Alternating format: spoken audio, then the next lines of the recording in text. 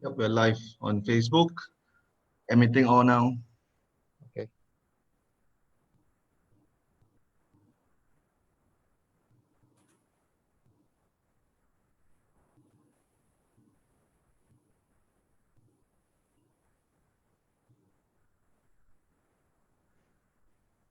Good morning, coaches. Good morning, everyone.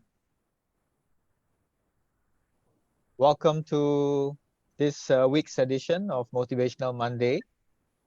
I think you all know what the topic is. It's a really special topic about putting ability before disability. So as we welcome more people into the Zoom room, I'd like you to just sit back and enjoy some videos that is meant to just get us coaches to reflect on our thoughts about ability and our thoughts about disability. Yeah. So, but just before that, a reminder to all of you, if you could mute your mic and turn on your videos. So the muting of the mic obviously is to make sure that we don't interrupt the presenters. And by turning on the videos, we all like to see your nice looking faces this morning. Yeah. All right.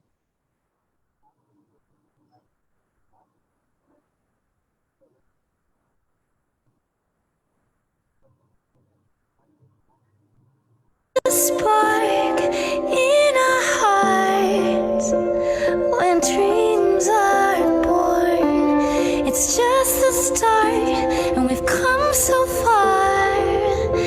It's time to soar, and there's no fear. Though my heart is beating fast, it's our time, and we can't let this moment pass. We are the greatest. We are the ones who overcome. All we need is love. We are the fastest. We are the stars that will shine a light. Won't give up the fight. We are the greatest. The climb is hard, but don't lose your mark. Keep moving on and don't give up. Hello, everybody. Won't stop till we're through the storm. And with each step, I'm getting closer every day. The best is yet to come, and I am on my way. We are the greatest. We are the ones who overcome. All we need is love.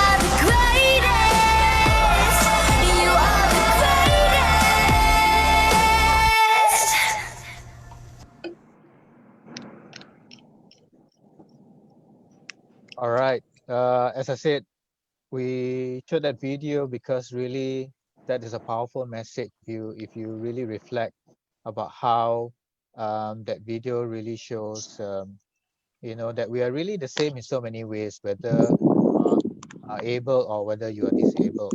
Yeah. So those who have just joined us, good morning. We're just showing a couple of videos here to just let everyone reflect on particularly today's topic about putting ability before disability.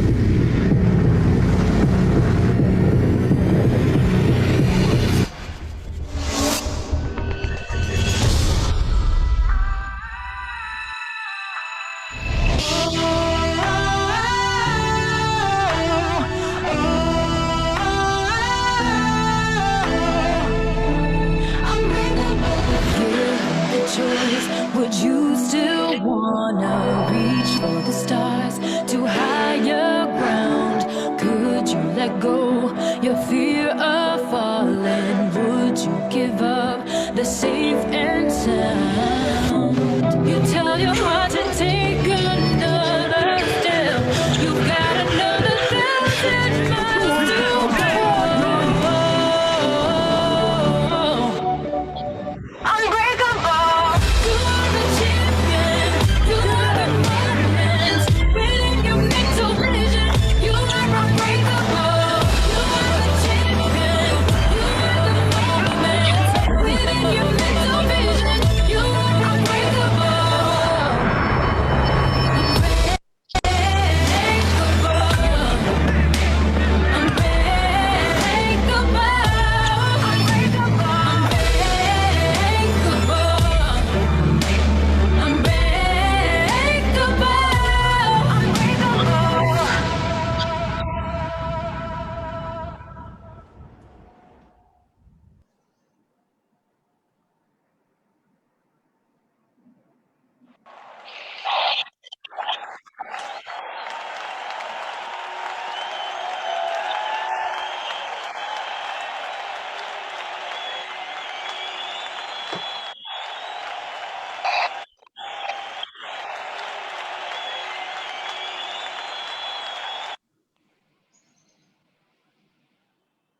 Good morning, coaches. Good morning. Good morning. Good morning, And everybody. welcome to Motivational Monday, 22nd of June. I'm sure there are a lot of fathers in the room, in this Zoom room. And let me wish you happy Father's Day. And I hope you had a wonderful time yesterday celebrating with your family, particularly with phase 2. People can now go out. And I hope you have a nice meal with everyone or with your loved ones, certainly. This week is really a special week for us because we are looking at the topic of inclusion and inclusivity and inclusiveness. And this morning we have three really experienced speakers with us, and really privileged to have Hanson Bay, Stephanie Ang, and Sharifa with us. And I'll introduce them shortly, but just to put in some ground rules before we begin. I mentioned this earlier, but that was before a whole bunch of you came into the room. So as you know, we want to have a really good interaction amongst the speakers. So if you could turn off your mic until towards the end when we are going to be inviting questions. So turn off your mics, please, and turn on your video so we can see all your nice faces this morning. So as you know, the topic today is really about putting ability before disability. And I want to just play one more video before we start. Yeah, and I would like for you to just reflect as you're watching the video, reflect about today's topic. Yeah.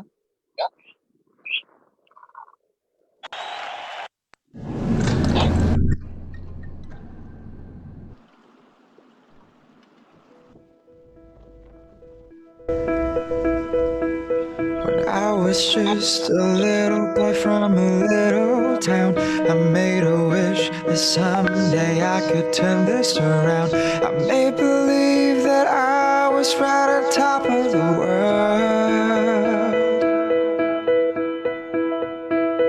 And in my mind I saw the many valiant hearts. They held into their dreams and never once fell apart. Like superheroes standing tall, they're unbreakable. But beneath the moonlight you could see their hearts breaking down. The rise and fall of hope has never made a sound. Run, run, run, far beyond the setting crimson sun. Never meant to be easy when you're trying to be more than ordinary. Run, run, run, it's not over till it's said and done. Never meant to be easy. Just believe that you could be more than ordinary. 10 years later I found myself in front of a crowd. They looked to me for hope to end their burning down. Within my hands I held onto the flames of desire. And their prayers guide me as I swim amongst the shooting stars. This little boy isn't dreaming, he could see it now. Run, run, run, far beyond the setting crimson sun. Never meant to be easy when you're trying to be more than ordinary. Run, run, run, it's not over till it's said and done. Never meant to be easy. Just believe that you could be more than ordinary.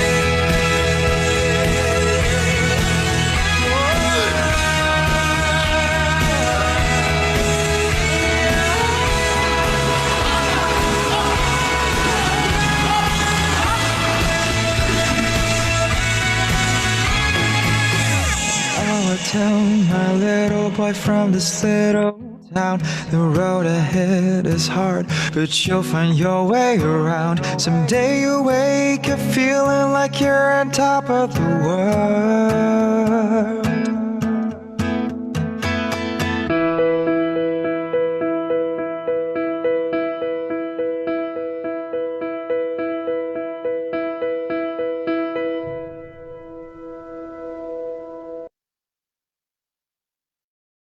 So coaches and participants, I don't know about you, but that's certainly not the first time that I watched that video, and every time I watch that video, I must say I continue to feel inspired by the abilities of those athletes. And I think the message there is really about going beyond ordinary and therefore celebrating the extraordinary. And that really brings us to the topic for today, Motivational Monday, putting ability before disability. As I said earlier, we are privileged to have three really very experienced speakers in Stephanie Ang, Hanson Bay, and Sharifa. Steph is a colleague of ours in Sport SG, and she's been involved in disability sport for the longest time and has been involved in organizing para games and so many things. Really wonderful work, Steph. Steph, would you like to say hi to everyone on Zoom and also Hi, on good morning, Facebook? coaches and all. I see quite a lot of familiar faces and actually some of the volunteers here. It's wonderful. Hi, Stephanie. Welcome, Mary. welcome everyone. Yeah. Hello, Stephanie. The next speaker Hello, we have is Hanson. another colleague of ours, Hanson. Hanson is currently part of our Coach SG staff, but he has experiences in as a physical education teacher, and also currently the goalball coach, our national team goalball coach. Hanson, you want to say hi to everyone? Good morning, everybody. Those are fathers Morning. in the room. Happy Father's Day. All right, and the third speaker for today is a good friend of mine. We've known each other for several years now, Sharifa. She is quite famous in special ed sector. Many people will know her and also know that she has two daughters who are doing really well, a former sailor as well as a bowler. Sharifa, you want to say hi to everyone? Hi, good morning, everyone. It's really cool to meet all the cool coaches this morning. I'm really happy to be here. Thank you. Yeah, thanks, Sharifa. We're all cool on a cool Monday morning, and we can't wait to start hearing from you.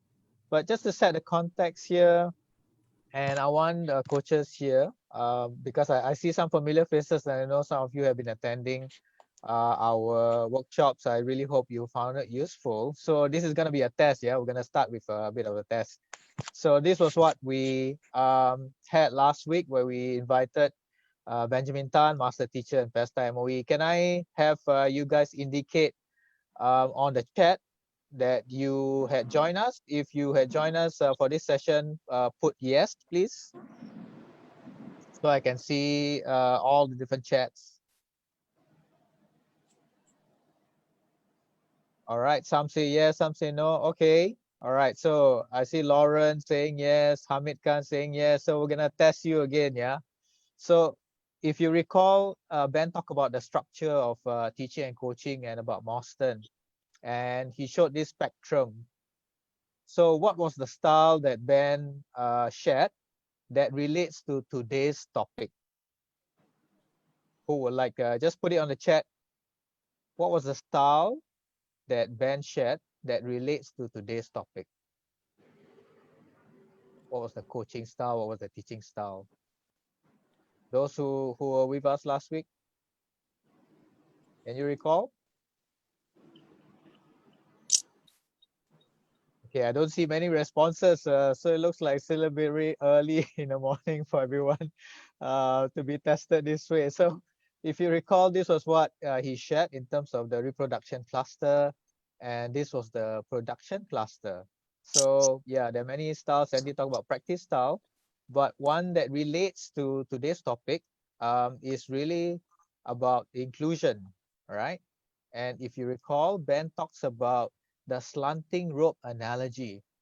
Now, the idea of inclusion is something that we should always be thinking about as coaches, as teachers, because in a typical class, and again, I'm going to ask you to put it in the chat, how many of you have experienced challenges when, I mean, if I were to ask you to time travel with me, right, back to when we were younger, when we were in school, how many of you, and you can say yes on the chat, how many of you had difficulties trying to keep up with the physical activity, trying to keep up with the sports that we were trying at that point in time when we were kids?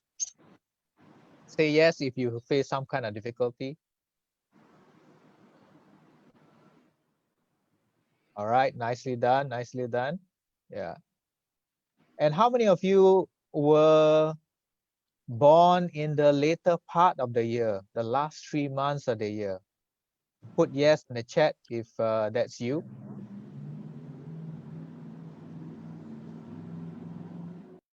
All right, and for those who were born in the later part of the year, how many of you experience or have got experience where in the class, right, when you're in primary school, in secondary school, you're always the smallest guy in the class? Say yes if that's the case for you.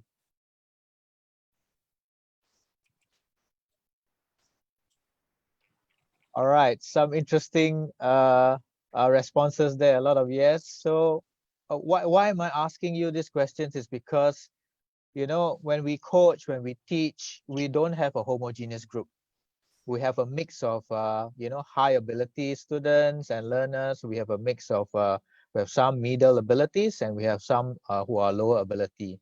So the challenge for us is how do we design our activities? How do we design our lessons such that we are inclusive so that the not so strong ones or the less skilled ones feel challenged? And also those who are high ability equally feel challenged. So how do we optimize that challenge for them such that they find it meaningful, they find themselves wanting to be engaged in the activity? So that's the bigger idea or the larger idea of being inclusive and the idea of inclusion as per Mostyn theory. So, but I think in saying that, we also need to recognize that there are a lot more persons with disabilities, or PwDs as we call them, in the mainstream schools and in our group. So those individuals require a special kind of attention, and then that's where the sharing by Steph and Hanson and Sharifa, I think, will be really meaningful and very useful for us teachers and coaches today. Yeah. So this is what the Vision 2030 sort of illustration looks like. And I want you to just look at the bottom there, the bottom red part that talks about sport without boundaries.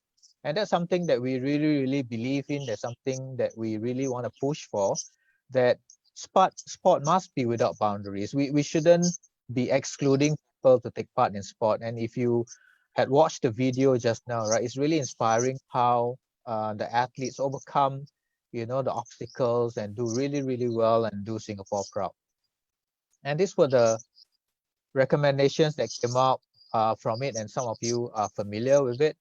And this topic or this particular tenet about sport without boundaries is something that sometimes we forget, that good sport has room on the board for everyone who wants to play, regardless of age, regardless of capabilities, gender, and social status. And that's really the whole idea of sport without boundaries. I'd like to share a story about Naren. And Naren is close to me because he is my nephew. So in 2015, he represented Singapore in chess when we hosted the SEA Games and the Para Games. So he represented Singapore in chess. He has cerebral palsy. He was born that way. And I brought my kids, my two kids, to support him in 2015. And I think they were amazed at not just his ability, but we went around to look at table tennis and we saw Jason Chi in action. We saw badminton players in action. And it was really inspiring. They were certainly, my kids, I mean, were certainly inspired by what the capability of these people, and they walk away thinking that everything is possible. Yeah, and 2 years later, Naren won a silver medal in paracycling or other hand cycling.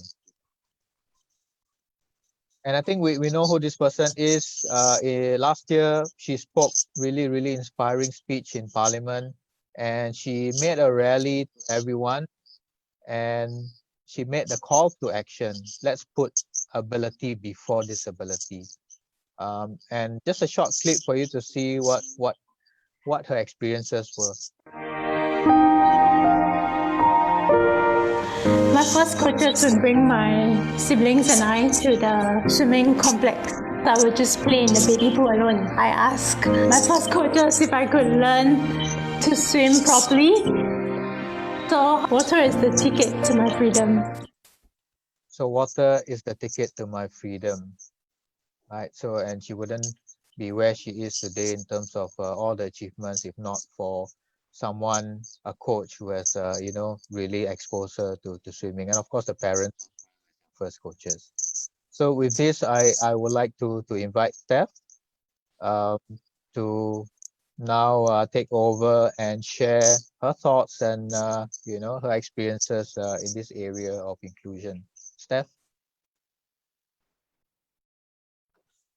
Thanks, Azhar. I will share screen. Yeah.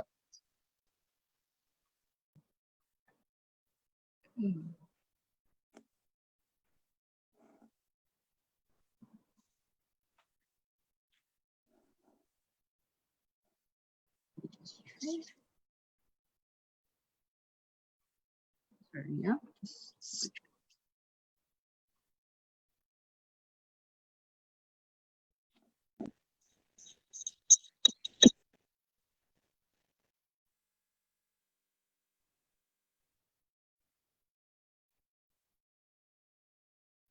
Okay, good morning all. Thanks Azhar and CoSG for inviting me to this webinar. It's really a privilege and to see so many of you here. So I'm Stephanie here. I'm actually from Sport SG, under Active SG Sportcast, the Disability Sports Master Plan team. So can someone guess what sport is this? Okay, you can shout out or you can put it on the chat.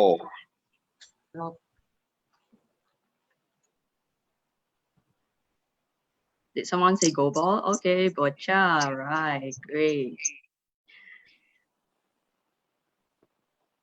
So, sorry, boccia, so B-O-C-C-I-A. So boccia is actually a game that's being played by persons with very severe disability. It started off actually for persons with cerebral palsy, but has now actually opened up for more opportunities for those with severe motor development.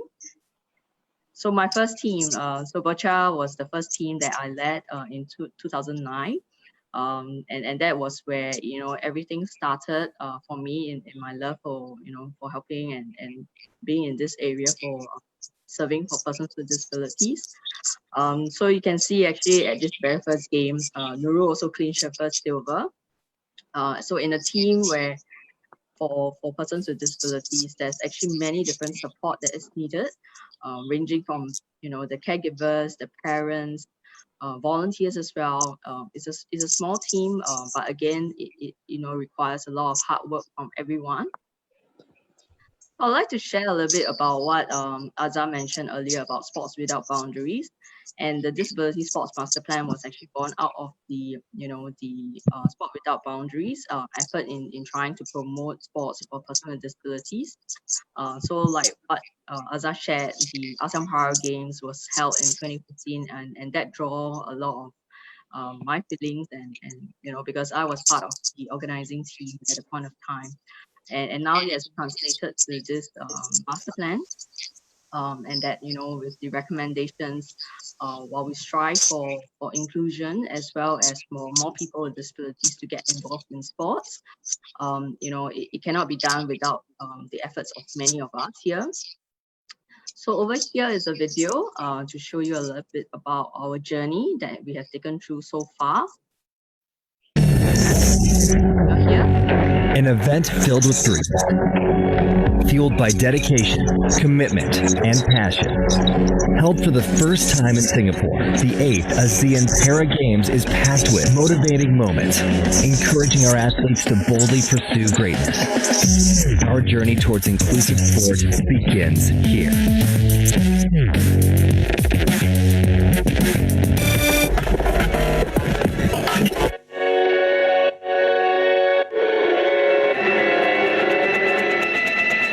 Expanding opportunities for sports participation.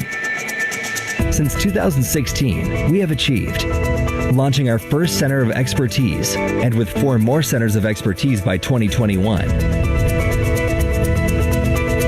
5 inclusive gyms with trained fitness instructors, with 2 more opening in 2020.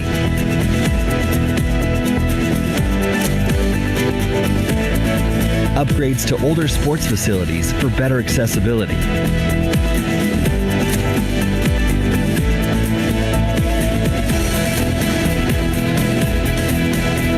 Five wheelchair-accessible swimming pools.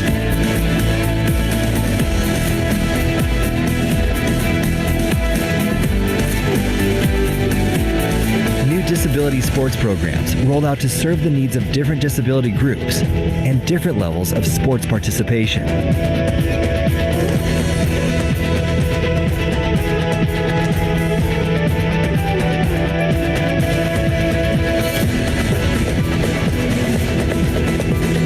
Developing organizational and professional capabilities.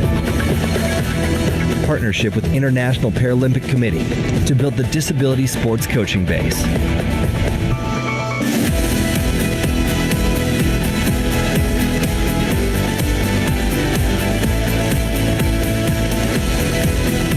Partnerships with industry expertise to train disability sports volunteers.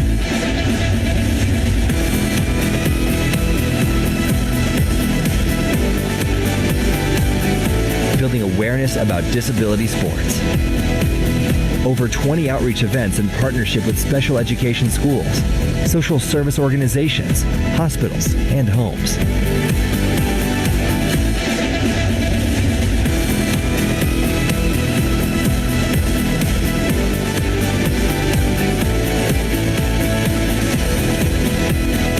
This is our journey towards sport without boundaries.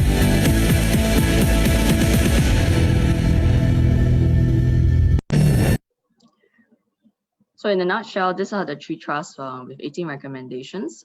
So the end goal is to strive towards a disability ecosystem that enable and empower more persons with disabilities to live better through sports. So this cannot be done without the support from active partnership with, the 3 Ps.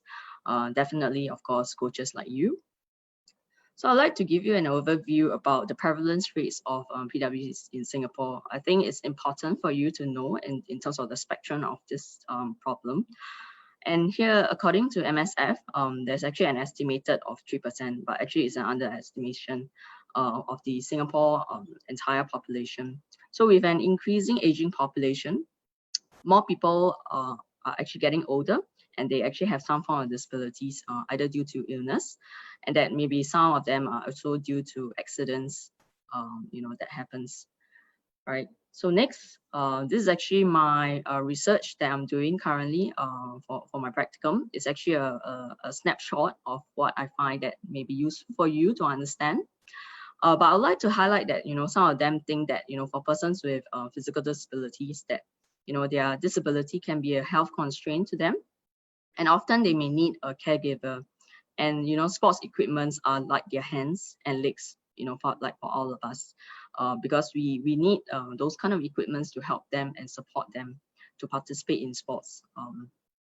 So PwDs often face societal barriers, and disability evokes negative perceptions and discrimination in many societies. Sports can really help to reduce all this stigma and discrimination associated with their disability. Because it can transform community attitudes about PwDs by highlighting their skills and reducing the tendency to see their disability, disability instead of the person. So that's why we are all striving towards inclusive sports. Disability sports, in a way, can help to bridge this community gap, and we have seen it through actually a lot of the work that we have been doing, where we bridge, persons with disabilities. When we are having programs, we have volunteers who come on board to partner them as well. So sports really change the persons with disabilities in an equally profound way by empowering persons with disabilities to realize their full potential and advocate for changes in society. So the unique ability of sports to transcend linguistic, cultural, and social barriers makes it an excellent platform for strategies of inclusion and adaptations. Furthermore, the universal popularity of sport and its physical, social, and economic development benefits make it an ideal tool for fostering the inclusion and well-being of persons with disabilities. So your role it's so important to give them the opportunities to start. Fun and socializing is something that they enjoy most, but always check with the individual and understand their motivations behind why they do sports. So here is an ecosystem for PwDs. Why is it important for coach to know? Like I mentioned in my earlier part of my presentation, when I started my journey, it is important to work with the person with disabilities and as well as those who are around them, their social environment, because that's where they can actually be empowered to live within and participate actively in their community. The influencers like their families, the people around them, like the health professionals, coaches like you, that's where you have a big impact to where they would be in the future. So next is actually a story of a Team Singapore athlete Aisha, who also participated in the ASEAN Para Games. So I'll leave the video and let you all watch it. First few times I was very angry. I'm embarrassed because they were looking at you as if you're alien. You know, like I was like, I owe you money, is it?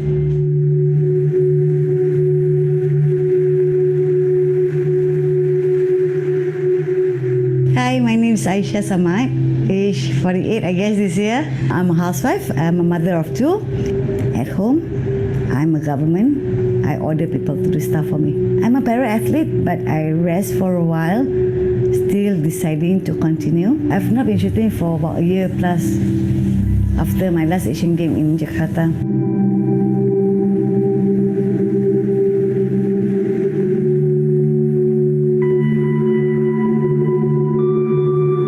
The doctor said it's a streptococcus, it's a flesh-eating bacteria. Because of that, the organs all fail, and then they have to put me blood transfusions and kidney dialysis. From an active person, I became like bedridden for like 3 months. But I didn't know because I was sedated. But during my sedation period, we woke up and then slept again, woke up and slept again. But there was one time my sister was saying that the doctor needs to cut your hands and legs. So at that very particular moment, you know, because you were very ill, so I thought it was just my fingers and my toes. I did not know that when I woke up at that period, it was the whole 4 limbs. Gangrene kicks in. Gangrene is where all your limbs, your end limbs turn black. You know, corpse where they don't have blood flowing, and then it got rotten. So the doctor have to amputate all the 4 limbs to save my life.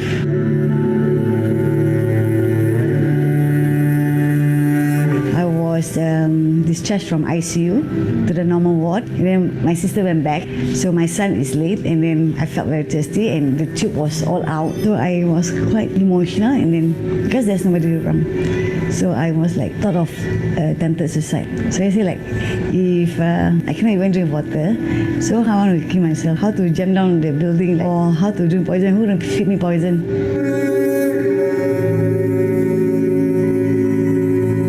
First few times I was very angry. I'm embarrassed because they were looking at you as if you're alien. You know, like I was like, I owe you money, is it? After a while, I tend to accept things.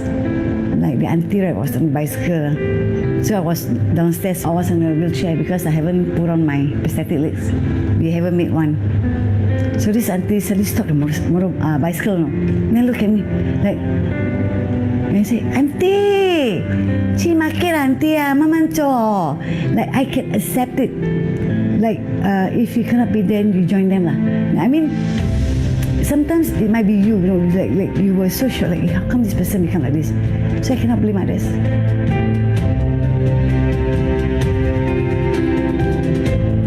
I was a single mother in year 2000. I was a strict mom. I really control my children. I told them that studies, I will sponsor. But whatever things you want, extra, you work for yourself. When I got sick, I don't have to worry about them. They look after me. They send me to the toilet.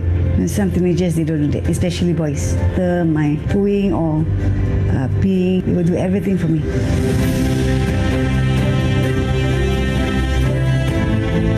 I told my team that I wanted to be a shooter again. I started training, so I have a coach who is very, very supportive and very, very understanding. She supported me all the way because when I was an able-bodied, she was a shooter herself. Actually, the journey is not that tough, but the supports are different. When I was able-bodied, I only go for Asian Games, like SEA Games. But when I was a para-athlete, I went for World Cup. So I went to Germany, I went to Croatia, I went to Korea. I've been training hard because it's not an easy position to be in your condition to shoot, but I have to move the whole hand. Plus, I have a short stump. So when I move my stump, my whole shoulder will also move.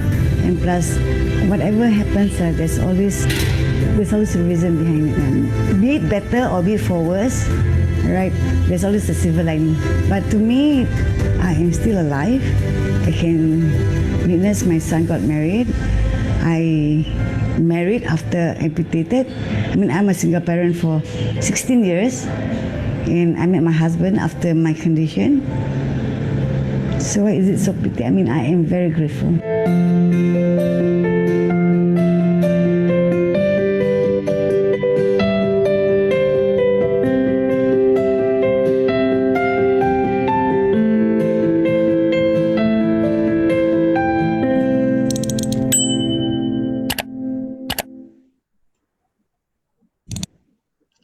So I'll leave you with a quote. When you focus on someone's disabilities, you will overlook their abilities, beauty, and uniqueness. And recently, I actually met an overseas partner, potential partner, and this is what he shared. And in me, PwDs are actually problem solvers, constantly adapting what they get around to solve the problem. And the channel that they get a better life beyond sports. That's where coaches, we actually have to believe in them and how to navigate them to sports, housing, and employment. You know, in fact, there's many of those persons with disabilities, athletes themselves, actually strives and that they get really good employment as well. So how do we get them, you know, to realize their best potential? All right, so here's some of the courses that we are running at the RP. So do check that out if you'd like to learn more and share more. That's where, you know, the community of coaches can come together and learn from one another. Leaving you with my favorite Michael Jordan's in terms of the quote. A coach is someone that sees beyond your limits and guide you to your greatness. With that, I will hand over to Sharifa, who will share more with her experiences working with the community and coaches. So join us on this journey. Thank you. Thank you, Steph. Thank you very much. A really moving story in Aisha, and a really nice quote by Michael Jordan there.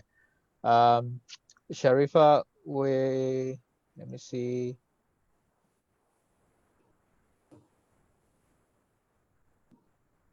All right, Hi, Shah, everyone. over to you. Yes. Hi, everyone. Good morning.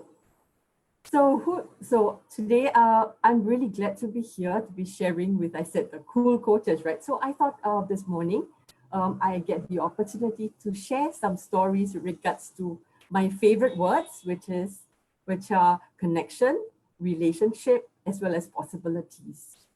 So let me share David's story. So where's David? Asa, can I see David, please? Yes, that's David. Okay, right. So let me describe David.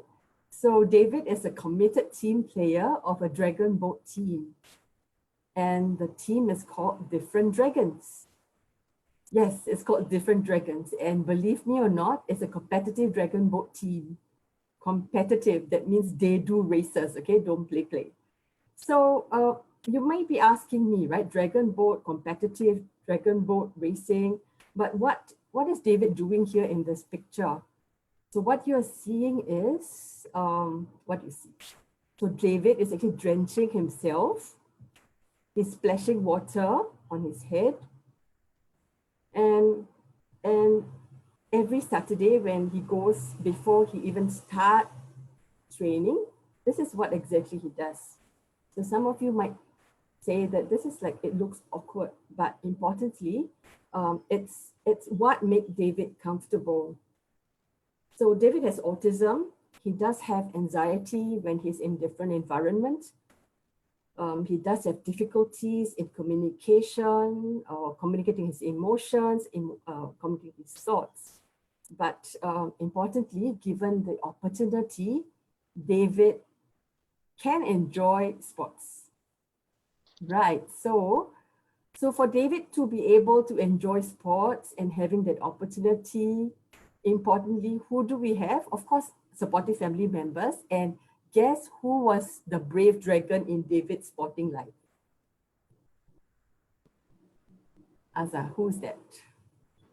Right? So then you see the pedals, you see because importantly, you also look at the life jacket, right? So very important. Next. Yeah, so you see this word impossible. Do you see the word impossible or do you see the word possible? So for David's family and David's friends and me, David's teacher, we see the word possible. So what do we mean by possible? Because we have a brave dragon. Next.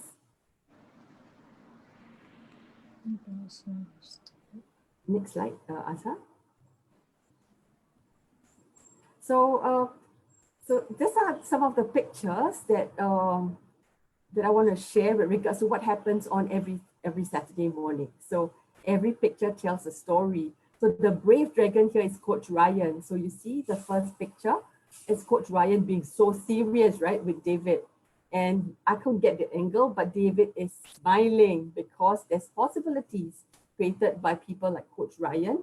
So when I say possibilities, it's possibilities for David to be out on the boat in the water.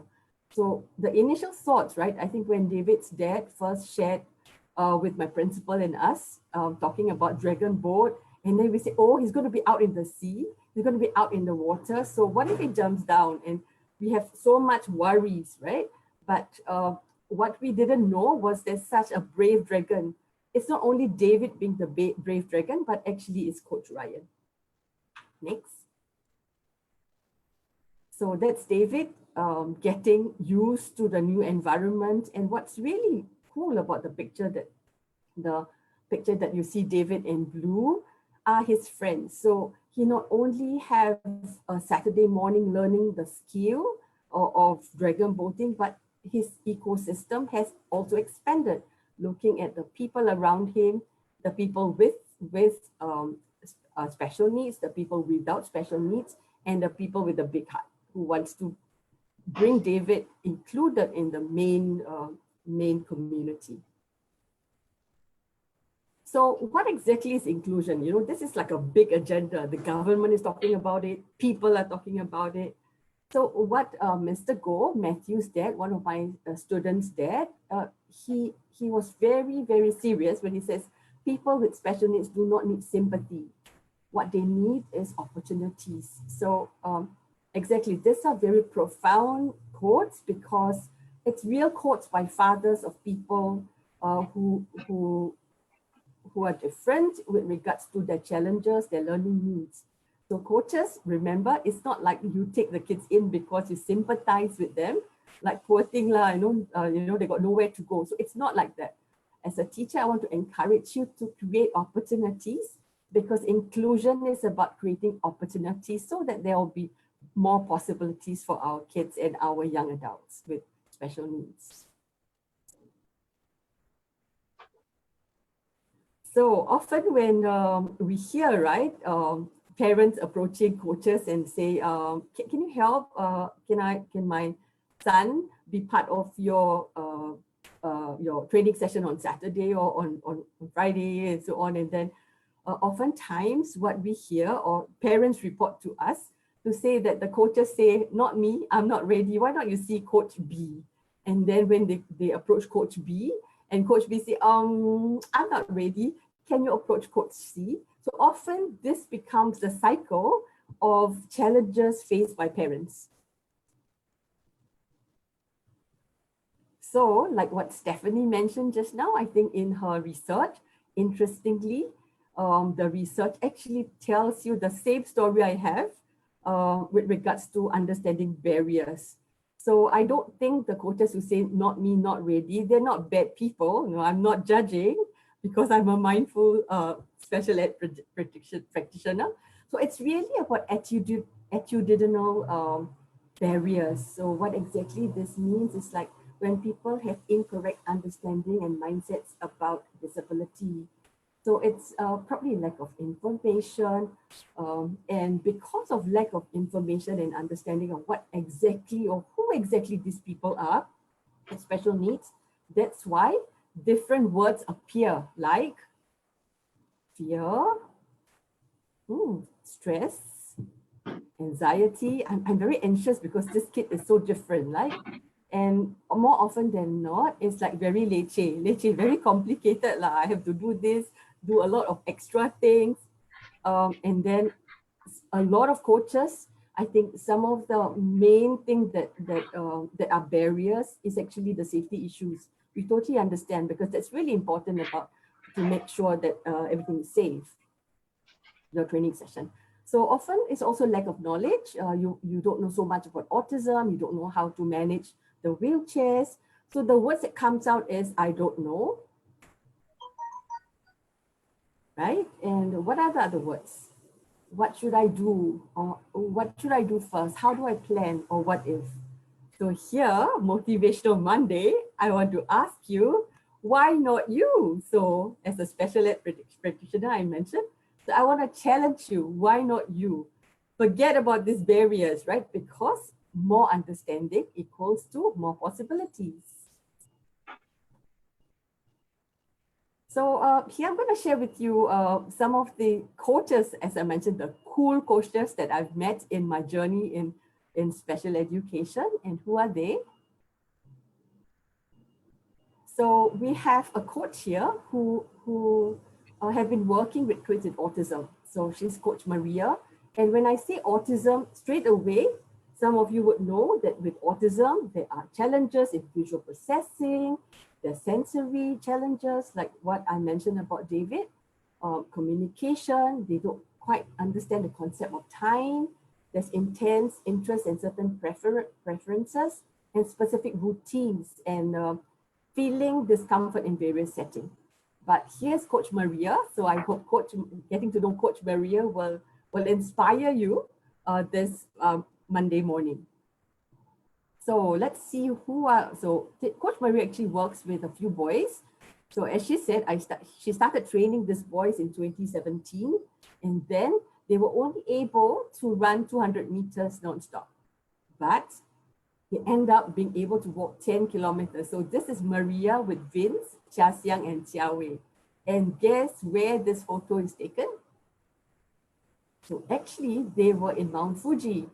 So they went through an outdoor education program with Coach Maria and team.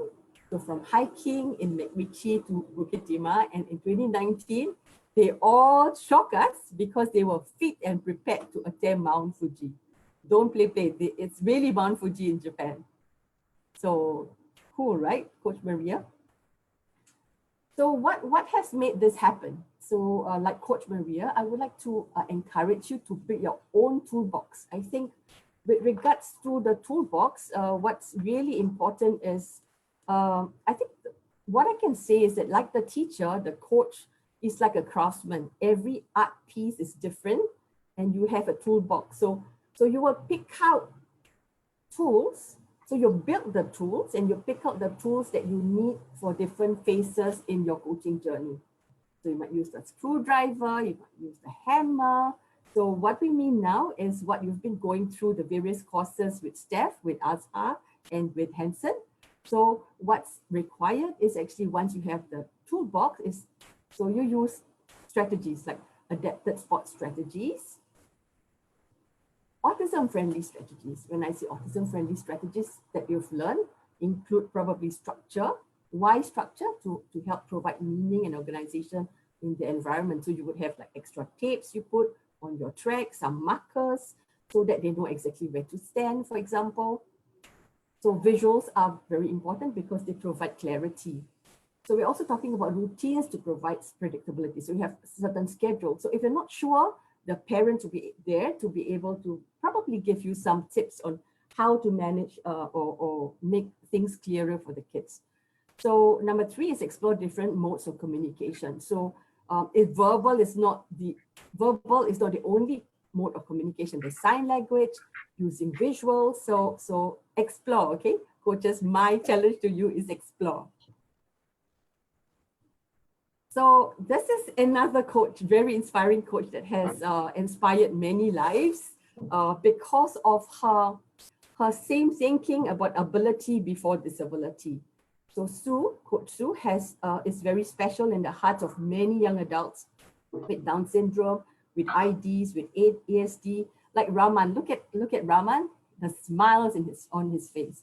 So Raman has cerebral palsy. Cerebral palsy means there's a defect in the part of the brain that makes him having some challenges with mobility. However, because Sue wanted to give him the opportunity to explore sports, so that's Bochet. So look at the next photo. You see Raman actually being competitive in the Bochet competition. So what coach did was actually to adapt the game by introducing the slide, whereby instead of having Raman to actually use his, to slide the ball down instead of to throw the ball. Okay, next slide, please. So we have many other stories of coaches. So the point is to understand, like the picture that you're going to see here. Can you imagine sailing for kids with cerebral palsy or young adults with cerebral palsy? So here we see Yuki. Yuki's an ex-sailor. That's my daughter, actually, Yuki. So she's explored working with kids with cerebral palsy and kids with different needs. And really, so when I asked her about her experience, she was really happy because it's about more than just teaching the skill of knowing how to sail. What she says was that's about building the self-esteem, building the confidence in people with special needs. Next, Anna. Yeah. So to be able to sail not only brings joy. Yeah. So it's really about bringing joy. So that's Yuki and a few more coaches that I want to show you. So what you see here are smiles. So smiles because they have a special coach called Coach Francis. So Coach Francis, this is a beautiful photo of Coach Francis and the deaf team. So they actually represent Singapore in various places, even as far as Turkey, whereby one of the bowlers actually won gold in the competition.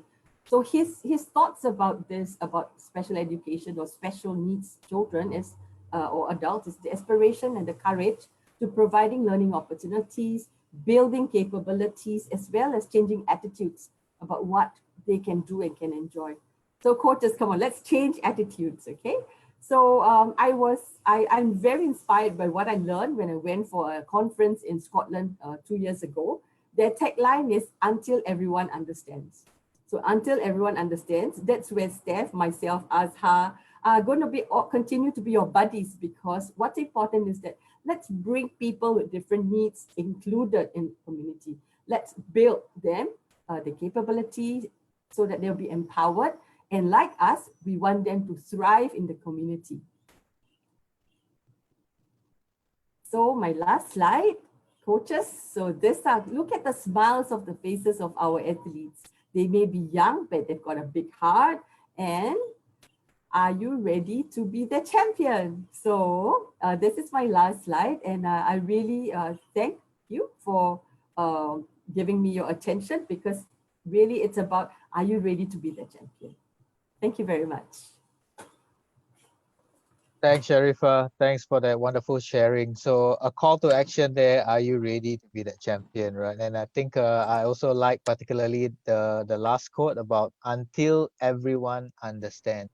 And I think that's the purpose of today's session, is really to get you coaches out there and many more on live on Facebook to really understand what this special group is like and how we provide opportunities for them. And that brings us to some of the strategies that we need to be aware of, and brings us to Hanson. Morning once again, everybody.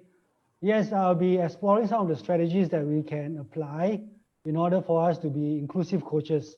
But before I go into that, I was just looking through the chat group, and I actually picked out the most popular word for this morning.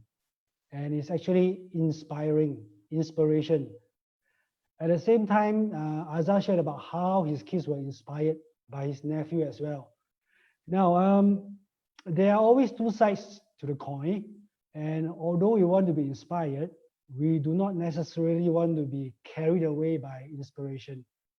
Now, why am I saying this? If you are aware, the least favorite word by Paralympians is inspiration. And here are some reasons why. Number one, inspiration often is laced with pity. Now, if you coach an athlete and if you are clouded by pity, inevitably you are focusing on what they cannot do rather than what they can do. So the word here is empathy rather than inspiration. And a lot of times, para-athletes or athletes, right, they do not necessarily want an identity that it is their job to inspire others. I'll share an example with you in Colombia, where I went for a para conference. So this very well-known seated volleyball athlete was being interviewed by a group of students, and they keep telling him how inspiring he is. I think he got a little bit annoyed at some point in time. He told his students, I lost my limbs in the war. I'm not here to inspire anybody. I need a way to make a living. I need a way to support my family, and which is why I'm so committed to being the best that I can be, to feed my family, not necessarily to inspire you guys. And last but not least, it gives wrongly the impression that every person with impairment or every PwD, right, has this ability to perform like our APG athletes, to be able to perform like Paralympians. Now, that's not true. Regardless of whether you are able-bodied or if you are a person with impairment, we all come from different backgrounds. There is such a thing as privilege also, even among PwDs. There are persons with disabilities due to shame among their family members. They are ashamed of their kids and they lock them up at home. So these guys, they may not necessarily have the ability to perform at the level of Paralympians and to inspire everybody. Now, I'd like to reiterate, there's nothing wrong with inspiring, but there are two sides to the coin, and let's not be carried away with it. Yeah. All right. I'm going to go into my so-called my lesson proper. I don't think this is a lesson, it's more of a sharing. Now, in 2019, the Compulsory Education Act has been extended to persons with impairments also. Now, this is significant because what this means is that all kids with impairments, like able-bodied persons, have to go to school. This is compulsory, meaning if you don't go to school, if you choose to lock up your kids because no, they are intellectually impaired, they have ASD, they are blind, or what have you, okay, it's against the law. This is how impactful this is. Let me share a story to impress upon everybody why this is impactful. A friend of mine who works with a volunteer welfare organization, this was only early last year. Okay, an elderly couple sought help from them because they are old and they have a daughter who's in her 30s. She's partially blind and they found later also intellectually impaired. So she's been locked up at home for 30 over years. Now, by the time she got to come out from home, okay, she was so overweight, she really stank. Okay, her hair was in a mess, and this is just not right. And why does her parent, have her at home? Because I'm making a judgment, which may or may not be right. It could be due to shame. So with such a legislation in place, these parents, if they don't allow their kids to go to school, it's going to be against the law.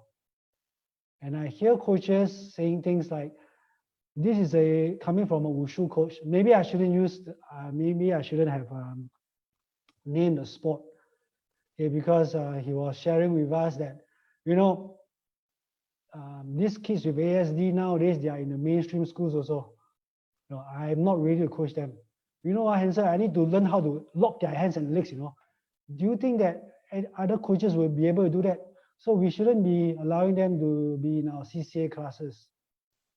Now, after 2019, more and more of these students who are more higher functioning are going to be slowly getting into the mainstream schools. And as a coach, you cannot say that you don't want to coach them anymore. So this legislation has that sort of impact socially. And I will discuss a little bit more, or rather my main objective today is to discuss how this is going to impact you as a coach. Okay, what you need to be prepared of as more and more higher functioning persons with impairment come into the mainstream schools. Next slide, please, Azhar. Now let's make use of a scenario to get you guys thinking about this. If you are a coach, you just took over a team and there's an athlete who has got a mild cerebral palsy. Now this is what I've noticed. He's either practicing on his own or when he's playing, he hardly gets any touches of the ball. So as an inclusive coach with the right mindset, what will you do? Now, at this point in time, I would like you guys to key in your answers in the chat group. I'm sure you guys, being experienced coaches, will have some strategies that you can make use of to make this lesson more inclusive. Please go on, key in some suggestions. There's no such thing. There is such a thing as a wrong answer, but it's good. When we have wrong answers, that's when we learn.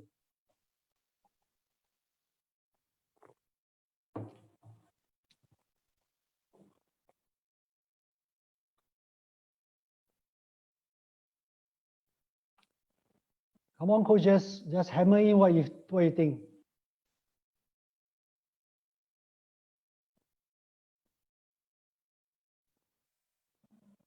Very good, Sandy. Mingle him with some able players and get them to train together with him. Nice. Michael, well done. Every 2 passes must pass to him. That's the rule. Very good. You change the rules. Let him take the free kicks, more time on the ball, more opportunities. Find creative ways to have him touch the ball. Awesome. Partner him with someone who cares and is non-judgmental. Very good. Coaches, you see, based on your response, right?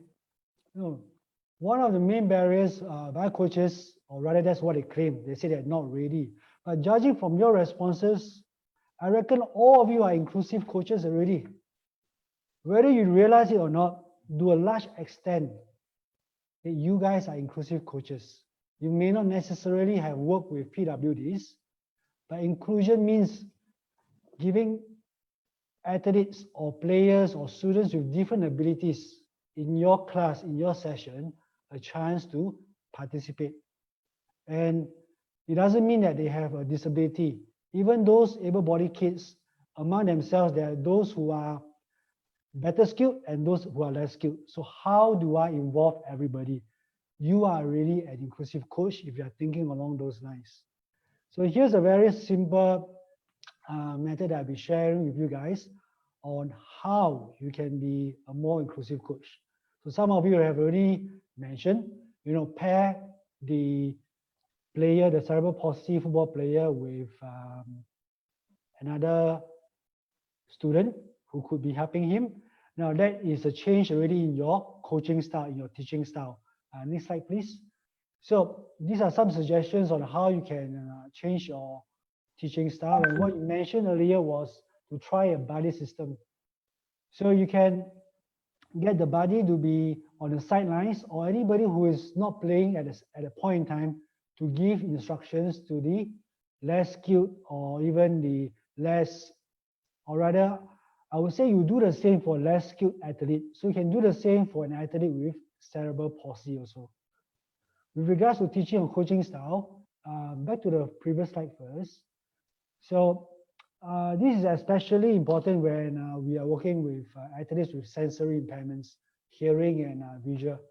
So if you observe my coaching, if I'm coaching goalball, I use different styles just when I'm explaining to my athletes.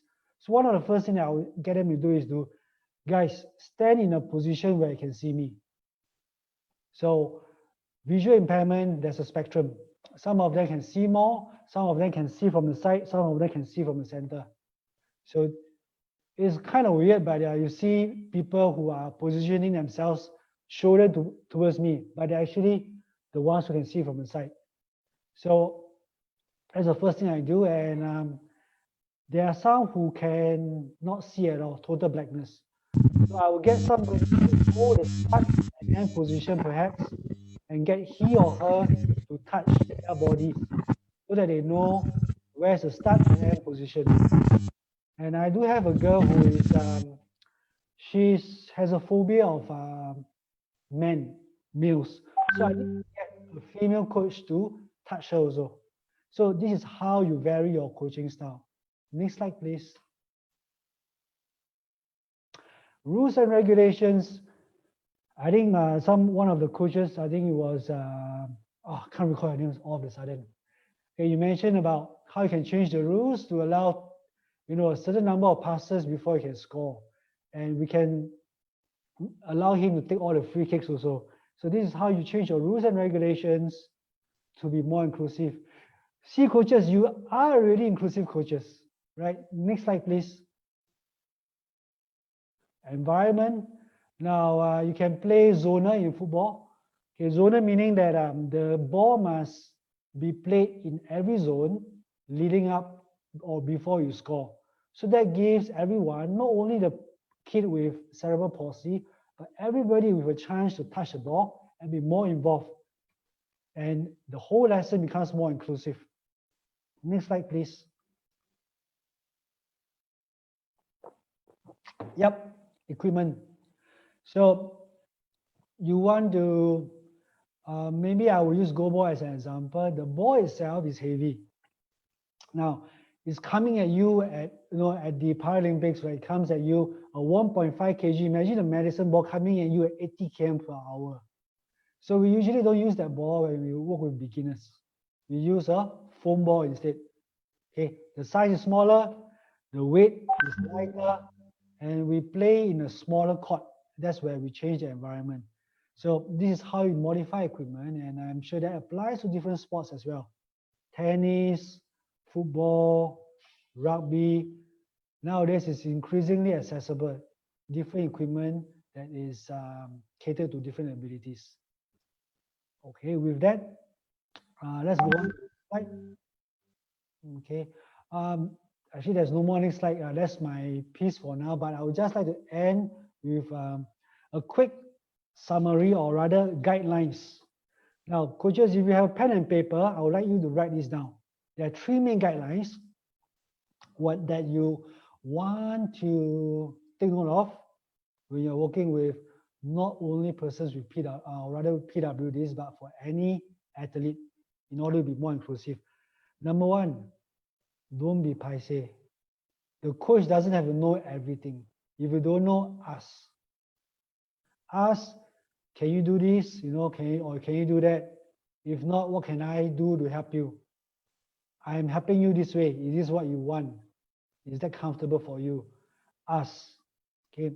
Number two, focus on abilities, not disabilities. Okay. PT is not going to help you focus on their ability. Think about what they can do and take baby steps. Now, these three guidelines are related. And the last one is to set challenges, not limits. I'll end off with a quick story about one of my players. Now, this particular player, he lost both his vision in both eyes. I think in his late teens. So what happened was in secondary school, he got hit by a football in the face. So that caused a lot of nerve damage. As he got older, eventually he couldn't see at all. And his dream when he was a kid was to be a national football player. So when I was coaching him, getting him ready for the Para Games in 2015, you know, go ball, right? You need to be hit by the ball, you know. So when the ball was approaching him and he needed to block, he was always curling up like a prawn, you know. He was so afraid of the ball. So I tried different ways and it still didn't work. So eventually, I should have done this earlier, but I asked him, hey, what is really the problem? And he broke down. So, and he told me that, you know, don't laugh at me, but I'm afraid of being blind. So this guy is already blind, and he tells me I'm afraid of being hit by the ball. I'm afraid of being blind. How did I feel? I really pitied him. And I wanted to say, you know, let's not do this. I'm not going to push you. But it was only when I shifted from pity to what can I do? Okay, what are the challenges that I can give him? You know, in Japanese, they have this saying, this idea of Kaizen. What are the baby steps that I can make use of to help him overcome that fear? So through lighter balls, you know, then stronger balls, then I mix it up, lighter and stronger. And today, right, you will not believe that he is playing so well, no matter how hard a ball you throw against him. You know, even against the Thais, they are world class. He's not afraid to block the balls. So keep these 3 guidelines in mind because it will truly make a difference. And keep in mind about inspiration. Thank you. Thank you, Hanson. Thank you, Steph, once again, and Shah. We do have some time left, about 10 minutes or so for questions. So if you do have a question, you can unmute your mic and ask the speakers directly, or you can type it on the chat, and then we can bring up the questions to the speakers today.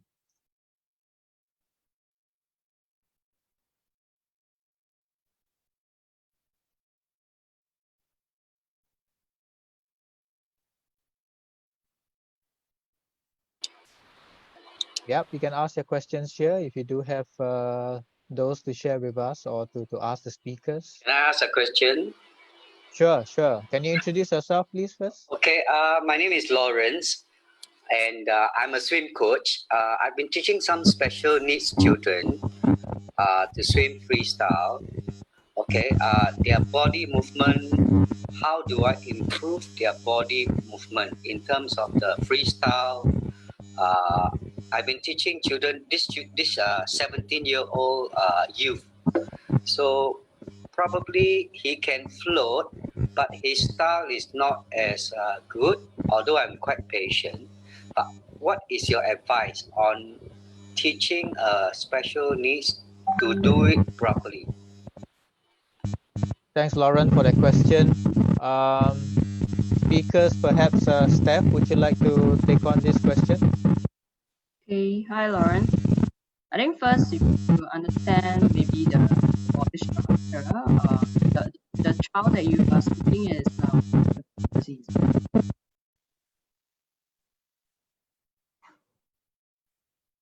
Lawrence, you there?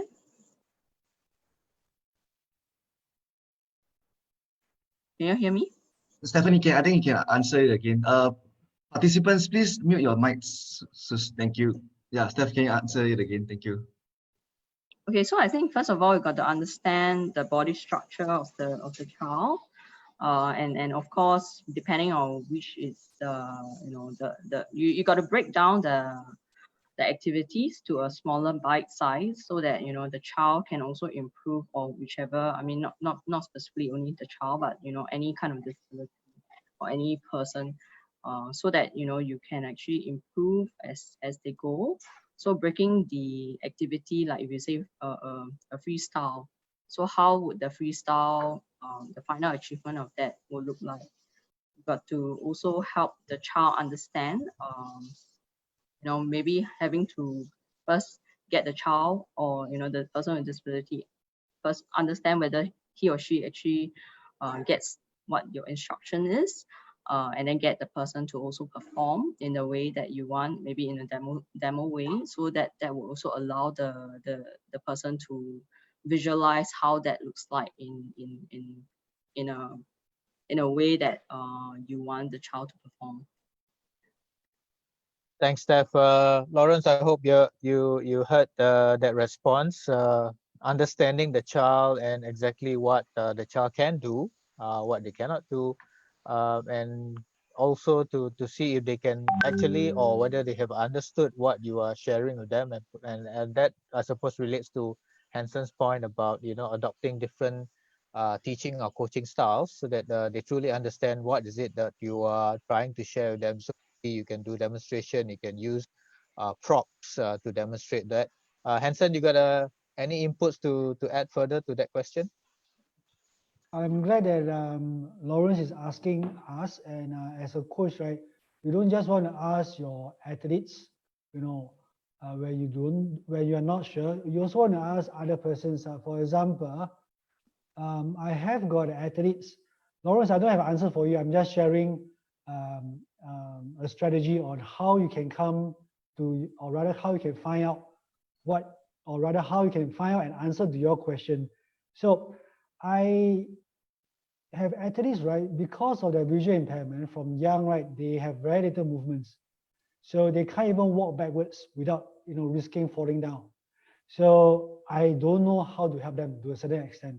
Although I'm PE trained, now some of these cases are a little bit beyond my realm of knowledge. So what do? I actually ask the experts. So I ask persons like, I think one of my friends is Janice. She's a lecturer at RP. She actually came down and helped me work with some of the athletes that I have. So ask and find out. Thanks, Hanson, for that. I know YJ and Chikin are keen to share on this. I'll invite you to just turn on your mic so you can share. YJ? Yeah, hi. Yes, Yeah, YJ, we can hear you. Can hear me? Yep, yes, I can hear you. Okay, I think for the just now the coach, swim coach Lawrence, right? Yeah, Lawrence's Yeah, you question. mentioned about the person. I think what I would do is that to understand what is his ability, what he's comfortable with. Then secondly, assess whether is it a movement issue or is it a coordination issue, right? And maybe when we do it, I would do it on the dry land rather than in the water, because sometimes even an able-bodied person, a beginner, novice learner, when you put him in the water, they feel panic. You see, so get to understand this: is it a movement issue or a coordination issue, or is it a confidence issue? If you assess on the land, he's all right, then you put him in the water, then he's unable to coordinate, then it could be more of a water confidence issue. Then we address it.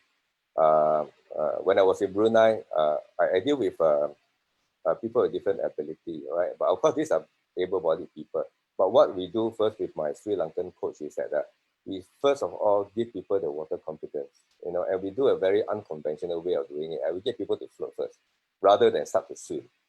So you float, with your back, with your face facing up. Then once a person gets the ability, actually anybody can swim, very, very quickly. So we did a study with that method. So yeah, I mean, basically you have to assess what is the problem involved. Yeah. Yeah, thanks, YJ. It's really us trying to find out a lot more about the athletes to see what is possible and what are the things that they can do. Chikin, you have something additional to share? Yeah, because I'm a ex-Paralympian. Can you hear me? Yep, Chikin, thanks. Ex-Paralympian, but during my competition time or during my training, my coaches I need to do a lot of repetition before I really can master the freestyle stroke, because I'm a CP swimmer. So we need a lot of time to do the repetition before we can. Actually, in our mind, we know how to do the stroke, but for the body to learn to do the stroke correctly, we need to spend a lot of time to master the whole stroke. That's all. Yeah, thank you, Chikin. Yeah, I know we are approaching 11:30, so and I know some coaches may have something to attend to. So I invite you to stay on if you have further questions. But for the benefit of those who have to leave us, I'm just gonna flash this slide here where you can give us your feedback about today, and yeah, so that we can continue to improve. But if you do have further questions, please hang on. I mean, stay on with us. I'm sure Steph, Hanson, and Sharifa are more than happy to take on further questions from you, because this is really something that I think in Singapore we haven't really fully embraced the whole idea of inclusion and what therefore we need to do to be truly, embracing this idea and providing people with enough opportunities for them to participate in sport and therefore stay true to the tagline of sport without boundaries. Yeah, so if you are on with us, please click on the link or go to the link or just scan the QR code here so that you can give us your feedback. And upcoming as well, this Thursday we have another really experienced coach in Danny Ong, and he will share with us what his learning was when he went over to Finland last year, and he'll be sharing about swim teaching to toddlers and young children, an inclusive model. Yeah, so do sign up for that if you have not already done so, and to hear for more sharing. So I want to go back to our speakers, Steph, Hanson, and Sharifa. If you have some final words, particularly having done that sharing and also having heard the question and the responses from the participants here, any sort of closing remarks from you? Let's begin with Steph first. Okay, so for me, I think let's get on this journey to embrace everyone and anyone. Without having to start, it is very hard. So I think we will all want to work together, learn from each other, whether it's teachers, parents, PwDs, to gain this experience together.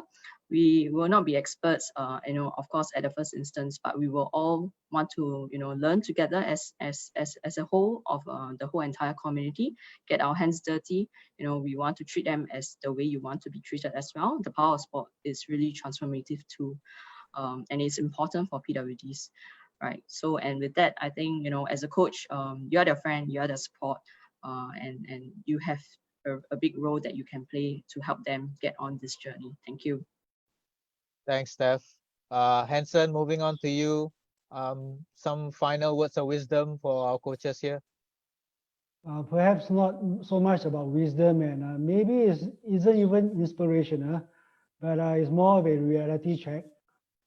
So if you guys are, I'm not discouraging anybody, but like what Steph mentioned, coaching PwDs is transformational. In terms of impact, relative to coaching able-bodied athletes, is so much more impactful. However, in terms of payment, is relatively lower. So it's not something that we can reconcile easily, because if you are paid a lot as a coaching PwDs, it's more of an exception rather than a norm.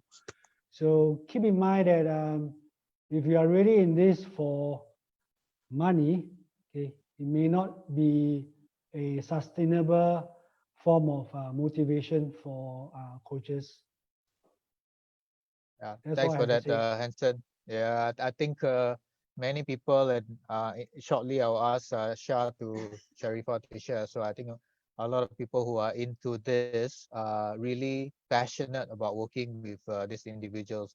Shah, your thoughts and your final thoughts for today, Sharifah. Right. So I will go back to that slogan, until everyone understands.